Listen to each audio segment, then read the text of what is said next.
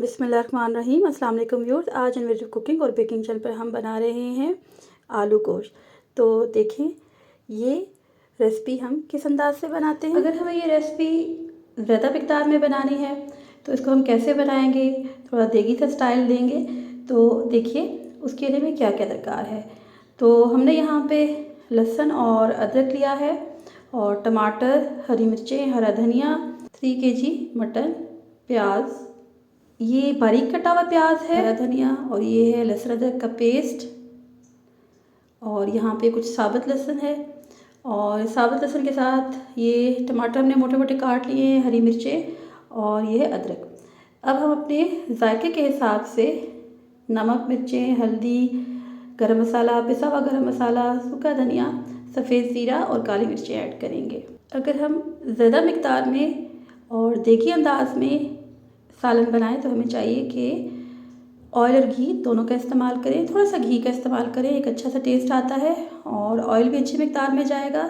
पहले ये मैं बारीक जो मैंने प्याज काटा हुआ था इसको फ्राई करके निकाल लूँगी। इसके बाद हम एक ये टिप है, नमक ऐड करेंगे 1 टेबलस्पून, और साथ साथ हम इसमें मटन ऐड करेंगे और इसे अच्छे से फ्राई करेंगे। नॉर्मली जो हम घरों में आलू गोश्त बनाते हैं वो पहले हम इसको तलते नहीं हैं और उसको हम बॉईल करते हैं, तो तमाम मसाला जात डालते हैं। लेकिन अब आप देखें कि इसको हमने एक देगी सा स्टाइल देना है, और ये कि जो बोटियाँ हैं वो भुरे नहीं, उसकी भी ज़रा आपने बड़ा साइज़ रखना है बोटी के पीस का। और ये हमने यहाँ पे साबुत गरम मसाला ऐड करना है। अच्छे से हम इसे फ्राई करेंगे, लेकिन इतना ज़्यादा हम इसको तलेंगे नहीं कि ये यहाँ पे कोई इसका कलर आ जाए इस पर। अब यहाँ पे मैंने ज़ीरा ऐड किया है, थोड़ा सा सूखा धनिया ऐड किया, और अब ये जो मोटा मोटा जो प्याज कटा हुआ था वो हमने इसमें ऐड किया है। तो थोड़ा सा हम इसे पकाएंगे और तमाम चीज़ें हम इसमें साथ साथ ऐड करते जाएंगे। तो आप इसमें चम्मच चलाएं और फिर हम इसमें अदरक और लहसुन का पेस्ट भी ऐड करेंगे। अदरक मैंने जूलियन स्टाइल वाली थोड़ी सी अभी भी ऐड की है। 2-2, 3-3 मिनट के फ़र्क से ये तमाम चीज़ें आप ऐड करते जाएं।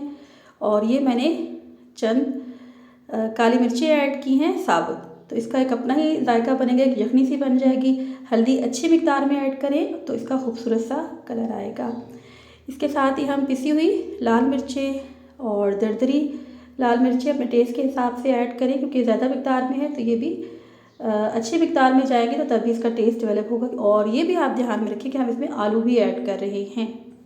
साथ साथ हम पानी का छिड़काव करते जाएंगे और हल्का सा इसको भूनते जाएंगे। और वो जो प्याज हमने तल के निकाला था वो भी हमने इस टाइम पे ऐड कर दिया है।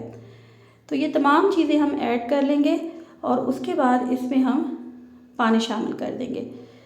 2-4 मिनट की भुनाई के बाद इतना पानी शामिल कर देंगे जिस पे ये पकता रहे, डिप हो जाए, और उससे यहाँ पे 2-4 इंच का फासला रहे, क्योंकि अभी इसको तकरीबन 1 घंटे से ज़्यादा इस तरह से नॉर्मली पकना है।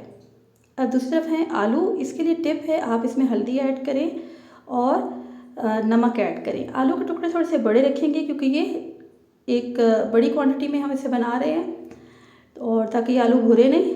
और ये हमने इसको सोक करके रख दिया है। और यहाँ पे हमारे पास ये अब हाफ़ रह चुका है। अब यहाँ पे हम टमाटर ऐड करेंगे। जब हमारे पास 10 मिनट का फ़र्क रह जाए तो यहाँ पे टमाटर ऐड कर दें।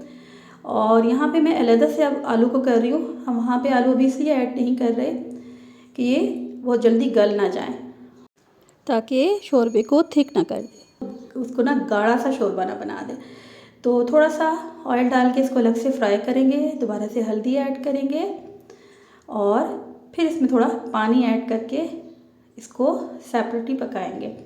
तो ये ऑलमोस्ट 7 to 10 मिनट में ये गल जाएंगे। लेकिन इनको थोड़ा सा आपने फ़र्क रख के फिर उसमें शामिल करना है, क्योंकि हमने उसके साथ भी इसका टेस्ट मिक्सअप करना है, इसको मर्ज करना है। अब ये हम दही ऐड कर रहे हैं। टमाटर की भुनाई हो चुकी है, उसके बाद हम दही को ऐड करेंगे और बहुत अच्छे से भून लेंगे। फिर हम इसमें अदरक जूलियन स्टाइल में हमने काटी है और हरी मिर्चें इसमें को स्लिट करके इसमें ऐड कर देंगे। बस लाइट हैंड्स के साथ इसको मिक्सअप करें और शोरबे के लिए फिर आप इसमें पानी को एक बॉयल दे के ऐड करें तो इसका रंग खिल सा जाता है। तो इसको हम शोरबा बना लेंगे। चाहे तो आप, क्योंकि हम आलू एक साइड पे गला चुके हैं तो अब उसको दोबारा से पकाने की ज़रूरत नहीं है। जो भुना हुआ खाते हैं उसके लिए भुना हुआ सेपरेट कर लें। हरा धनिया, हरी मिर्चें, अदरक और ब्लैक पेपर और साथ ही गरम मसाला पिसा हुआ गार्निश करेंगे। और यहाँ पे हम शोरबा बना रहे हैं और उसमें हमने पहले पानी को अच्छी तरह पका लिया। फिर हम यहाँ पे जब 2-4 मिनट रह जाएंगे तो आलू ऐड करेंगे। और अल्हम्दुलिल्लाह जी रेडी है हमारी आज की रेसिपी। उम्मीद है आपको पसंद आई होगी और आपके लिए एक फ़ायदेमंद इसमें टिप्स शामिल होंगी। तो अल्लाह पाक हमारे रिस्क में खैर बरकत और इजाफ़ा फरमाए और हमें उसकी कदरदानी नसीब फरमाए। मिलते हैं जल्दी नेक्स्ट वीडियो में, तब तक अल्लाह के बाद।